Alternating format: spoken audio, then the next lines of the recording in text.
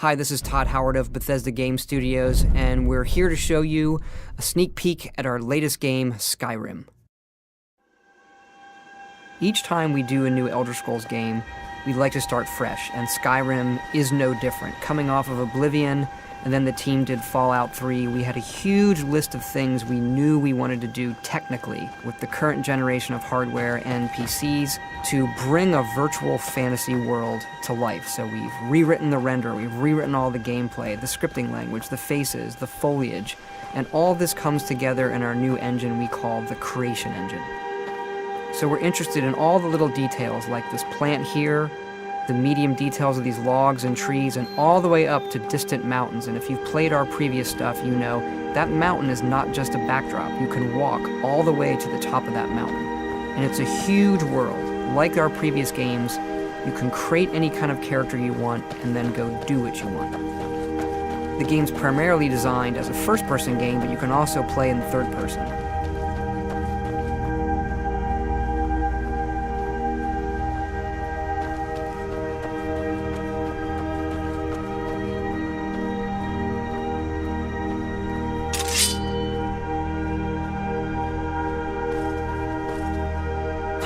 Our big motto for Skyrim is, you are who you play. So whatever you have in your hands, or whatever you're using, you're going to get better at, and then you're going to level up. The right trigger does your right hand, and the left trigger does your left hand.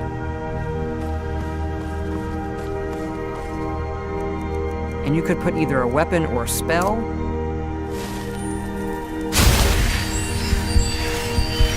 You can also dual-wield spells.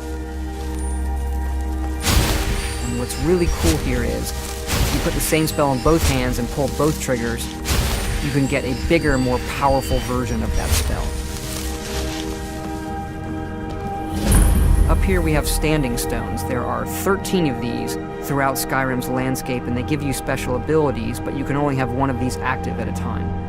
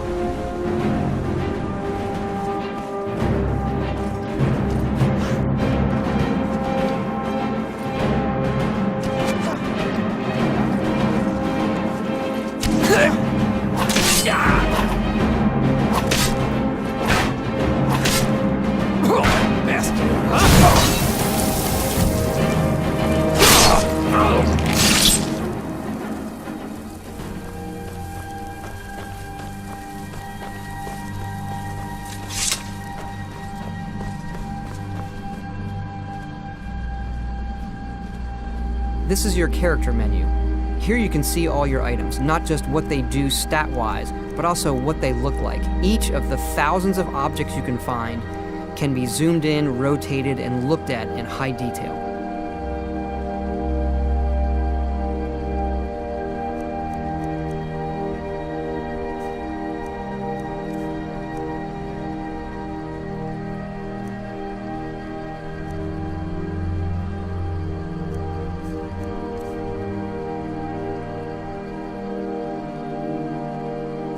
With the skills menu, you look to the heavens, and here you can see all of your skills, how they're progressing, and as your skills increase, you'll push yourself to leveling up. The higher the skill, the more it affects your level progress. And when you level up, you get to pick a perk. Each of these skills has its own perk tree. As you develop your character, it's like the game is drawing this custom constellation for who you are.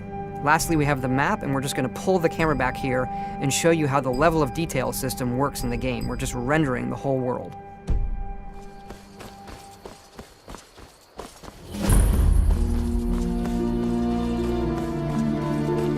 A dragon! I saw a dragon! What? What is it now, Mother?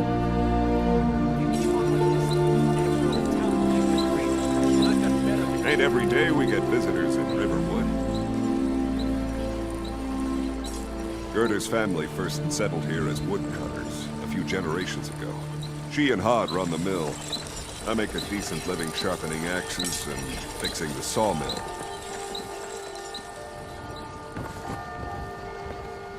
Here for work? Get an axe. Bring me all the wood you can chop.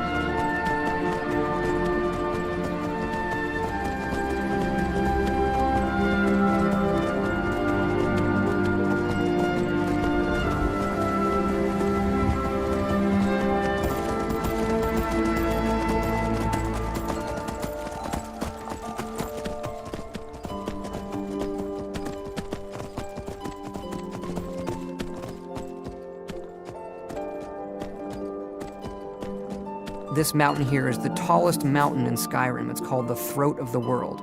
It is home to the Greybeards, who are masters of the voice. The voice is the ability to use the language of dragons and form these magical shouts. And this is a power that you will learn throughout Skyrim's main quest.